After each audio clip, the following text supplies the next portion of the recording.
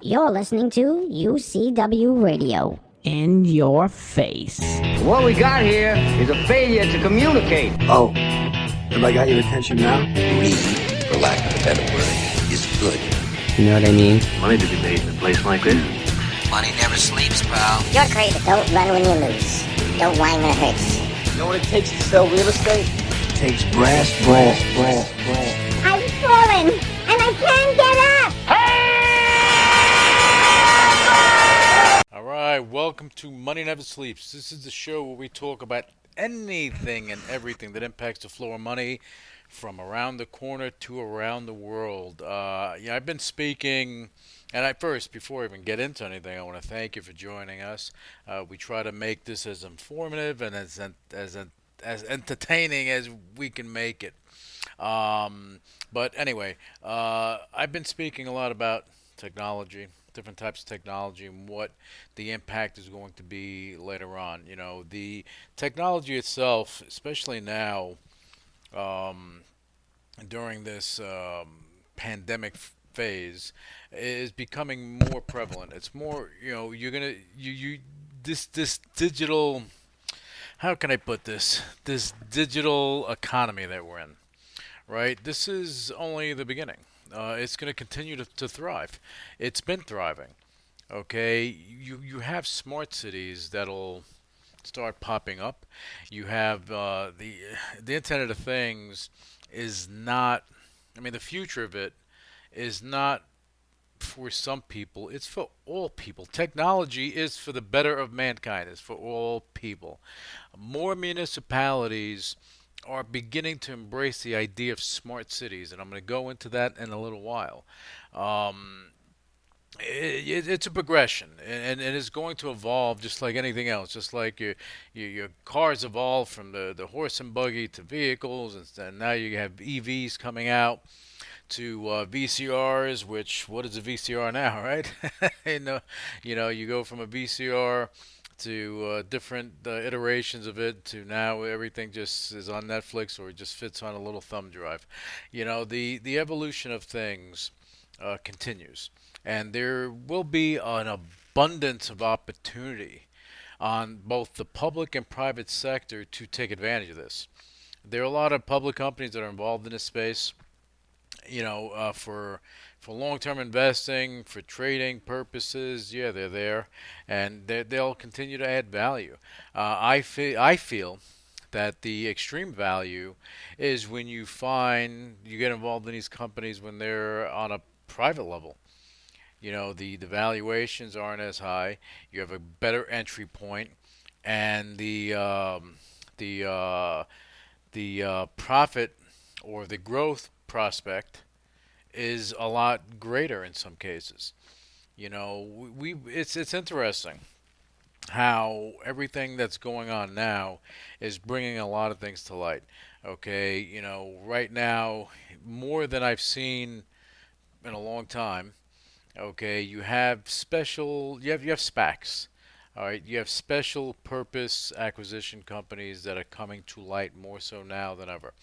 Okay, and what those are, basically, you have a fund manager that raises a lot of money for a blank check company, makes it a publicly traded company, and then finds an acquisition target, reverse merges that company into the public shell because it's a blank check company, and there you go. Now, automatically, you have a publicly traded vehicle. You have a publicly traded company. So it's a vehicle first, then it becomes a publicly traded company. And, reverse mergers aren't new. They've been happening for a long time. The thing is, with reverse mergers, they get a bad rap because of the over-the-counter bulletin board and pink sheet markets where they were putting together garbage deals. And I'm saying that really, really clearly. I mean, 98% of the deals are worthless. Okay, they don't bring any value to investors, which is a shame because the process of it makes sense. It gives you an easier entry point into becoming a publicly traded company. But when you're dealing with market makers, you're dealing with all this funny stuff that goes on in the back end, and a lot of unsavory types, as well as a lot of potentially legal issues from past history. You know, that's given again. Reverse merge is a bad name. SPACs. I mean, truth be told, there's a place for them. They are emerging now as one of the two ways beyond an IPO, but one of the two quickest ways and least expensive ways to become a publicly traded company. Okay, when they have the public vehicle, it's clean as a whistle. Clean as a whistle. So you don't have to worry. You know, any company that's going into one, you don't have to worry about having any legal issues. The second positive thing about that is that now you're going in, you're getting an influx of cash, so you don't have to go and have an IPO to raise cash. So doing road shows and all that stuff, you know, is out is not there, and it makes it very interesting. You know, I'm a you know look. I believe that SPACs will continue and they'll continue to thrive. You have a lot of companies. You have a lot of SPACs that are coming out now. Playboy, once a publicly traded company, went private, is now going to be or is a publicly traded company or will be a publicly traded company again via a SPAC. All right. You have it time and time again happening. Then you have direct listings, which are also a good way to go. Palantir just did one. Okay, you had a number of companies that have done them. And I believe that, again, that's going to be another road for companies to go public, especially tech companies. All right, if you have, I mean, there's enough dry powder out there that these firms, you know, these investment banks, these private equity firms, these family offices, they have the money sitting on the sidelines. They're waiting for the right deal. They're waiting to structure it the right way. So you know, having a SPAC is good. You know, you look, you're not going to have the run up that you will with an IPO, but you're not going to leave a lot on the table either. So it becomes a good balance. And when you go and you do a SPAC deal, okay, what's happening too? You're linking up with people that can help you to grow the company. So it's a win-win there. I like the deal. I think you know we may get flooded with a lot more of them because now investors that didn't know about them before, now because of the media, they know about them more. And the New York Stock Exchange, and I think the Nasdaq will do it too. They're making it easier for the SPACs to go public. They're letting them in. Okay, and that's great. It's going to bring a lot of opportunity for a lot of companies that are looking for that. And you know these are growth companies. Even you know, Palantir has been around for like 17, 18 years. Still, it's still in growth mode. And a company, you know, and if you're a tech company, you're always in growth mode. You're constantly in beta because you're looking to do more things. So you're going to see a lot of opportunities there. Just got to look for them. If you have the opportunity to get involved in a private company that is doing something really interesting in technology, you know that's what I would do. Is seek them out. You know that's what we've done. You know the future, as I mentioned earlier, the future of IoT. Going back to that, it's bright. We're just scratching the surface. Okay, smart cities. Smart cities, people, for the most part, they don't have a true concept of what a smart city is. A smart city is not a smart building or a smart home. Granted, within these structures, you have smart technology. Problem is, it's a little. How can I put it? It's not simple because it's fragmented. So you may have a smart light bulb, smart this and smart that, and they have to speak to each other through a hub, and it can create some issues there security wise. You know, because they're running on a network that's really discoverable if somebody wants to. You know, I mean, who's going to go control your light? But hey, if they can control your light, can they control your security system? Can they control your car? It's there. So you know, you have to look at these things. It starts at the little things and it goes to the bigger things as far as that goes. So now, moving forward from that, smart cities are not just the buildings and the homes. Okay, they're everything. Okay, from the solar panels, which will have, and I'm telling you, they're going to have nodes on it that'll be sending signals throughout the buildings. Will be sending pinging Probably your mobile phone, because we'll be in 5G mode, so that's going to be interesting. Pinging there is going to be pinging the street lamps, the signals, and it could be the firehouse, the police department, all anything that's around there, because you will have vehicles. It'll ping the vehicles as well. These vehicles are smarter. They have computers. They have technology in there. They're coming out with autonomous vehicles. That's going to be interesting. But electric vehicles makes it even more interesting. That, and then we move on to how all this is going to work.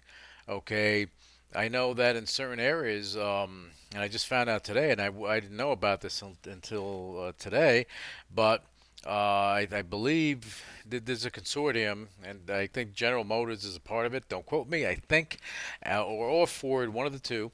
They're doing this in Detroit. They have a smart city initiative that they put together. All right, and they're utilizing different technologies, and again, it's very interesting, because this is going to be our future, and wherever we go, whatever we do, it's going to wind up being something very how can I put it? It's gonna the growth prospects are going to be incredible. The opportunity for entrepreneurs to create these great platforms and portals are going to be there. The companies and the growth companies that are involved in security, okay, they're going to boom. They're going to boom because the connectivity is one thing. You get 5G, it's going to open up a whole bag of worms with security, because now people have easy access. So how easy is it for you to go and access the internet? Okay, you have your phone, you're connected to it, you're connected on 5G. Fantastic. What happens next? Speed is fast, great. That opening is going to be a big opening for hackers and bad actors to do some bad things. So the companies that are providing security applications, they're gonna come into vogue.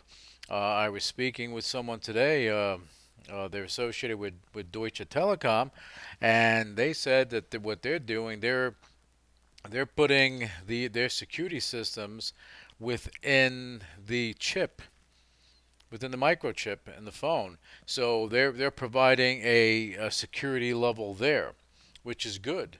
But more needs to get done. The reality is you're communicating.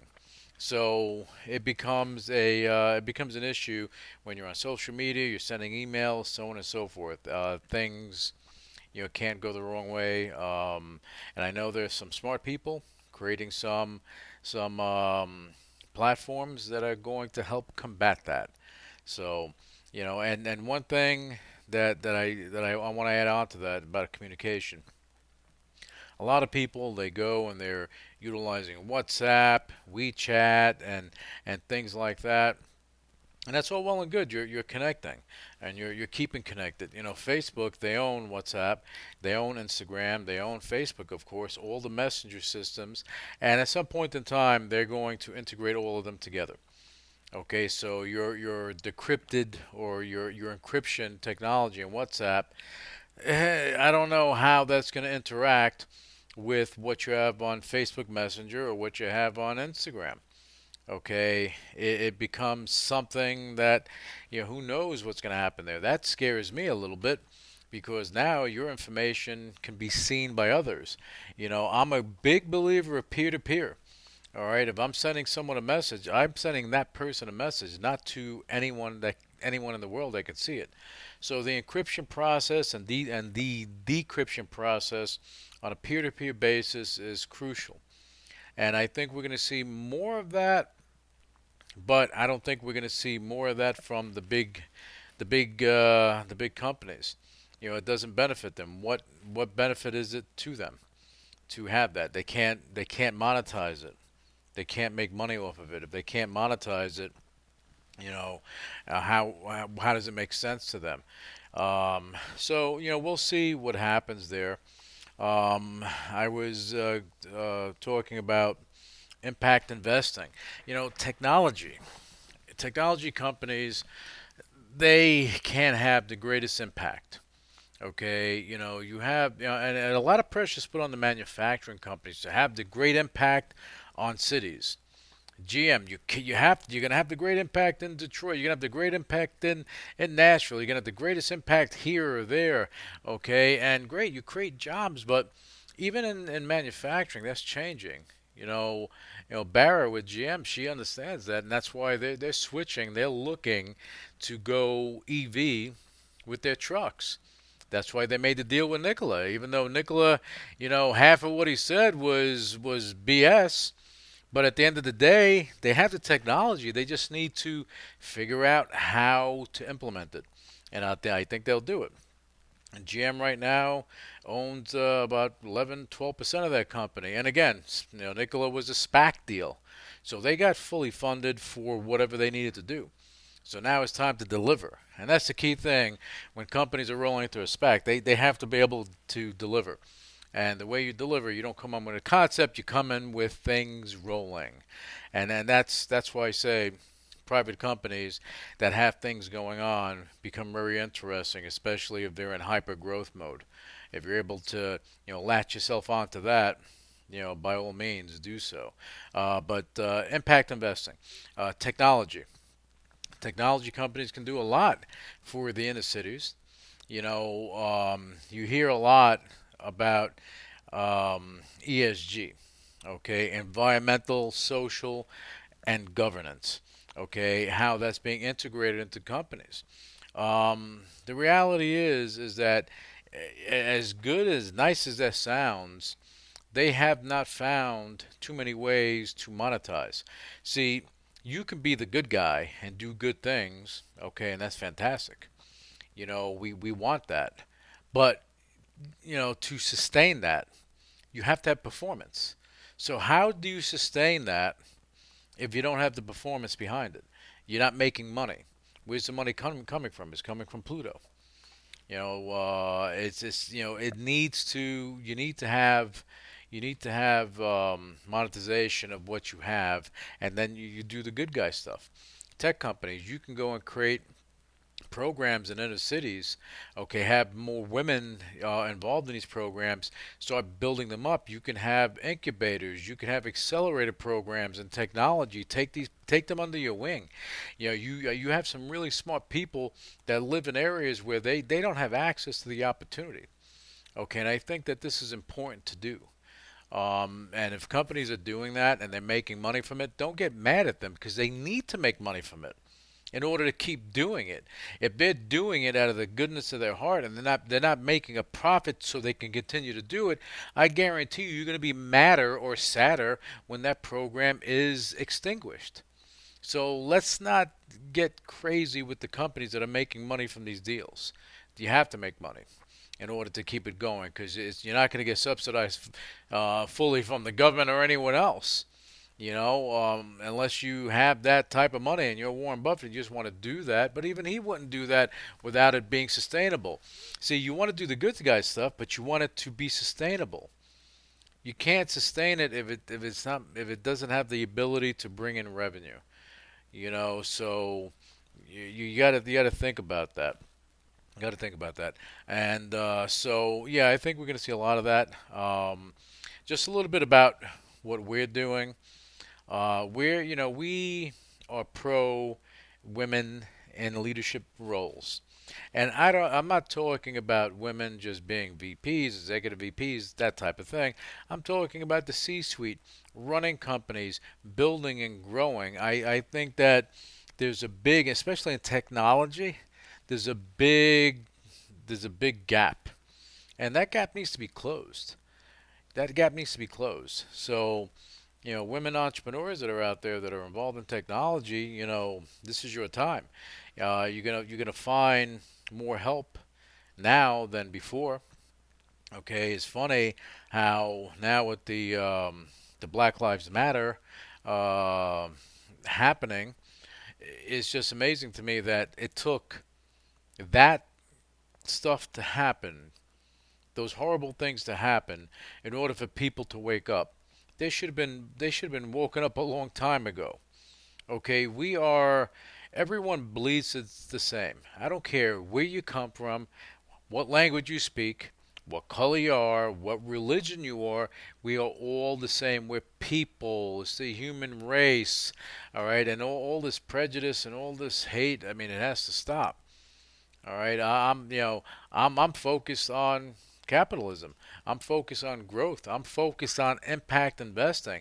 I'm focused on leaving an indelible mark when I'm done with my time on our great planet, that hopefully, some of this impact investing starts making the planet better for the next generation.